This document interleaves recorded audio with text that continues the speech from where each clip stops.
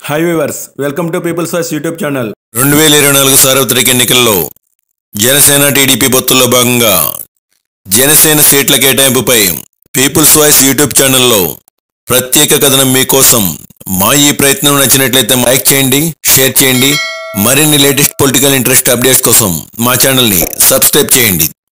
తెలుగుదేశం జనసేన పార్టీల మధ్య సీట్ల సర్దుబాటు దాదాపు కొలిక్కి వచ్చింది. ఈ సంక్రాంతి తర్వాత అధికారికంగా వెల్లడించనున్న ఇరు పార్టీ నాయకులు రాష్ట్రంలో జనసేన ఎక్కడెక్కడ పోటీ చేయాలనే విషయంలో మెజార్టీ సీట్లకు సంబంధించి రెండు పార్టీల మధ్య ఒక అవగాహన కుదిరినట్టు తెలుస్తుంది.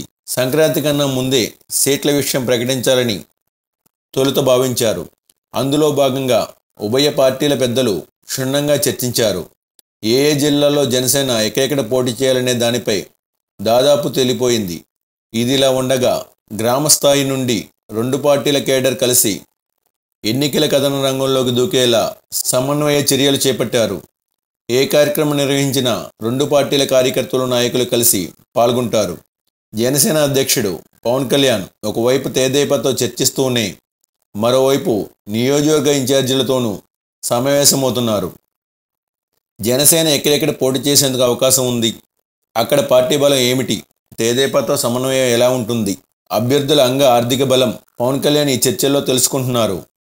ఇప్పటికే ఉమ్మడి గుంటూరు, కృష్ణా జిల్లాలకు చెందిన కొందరు నియోజకవర్గ ఇన్ఛార్జీలతో పవన్ చర్చించారు. కాకినాడ లోక్సభ నియోజకవర్గంలో వరుసగా 3 రోజుల పాటు సమావేశాలు నిర్వహించారు.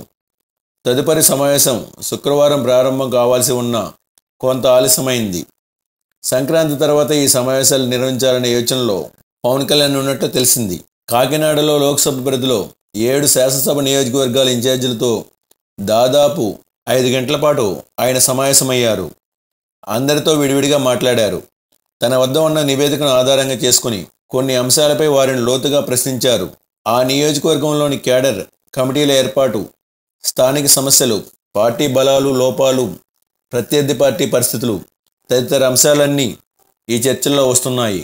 నియోజకవర్గంలో ఏ అంశాలు ప్రధానంగా ప్రభావితం చేయబోయేది కూడా ఇన్ఛార్జీలతో చర్చిస్తున్నారు. Thanks for watching.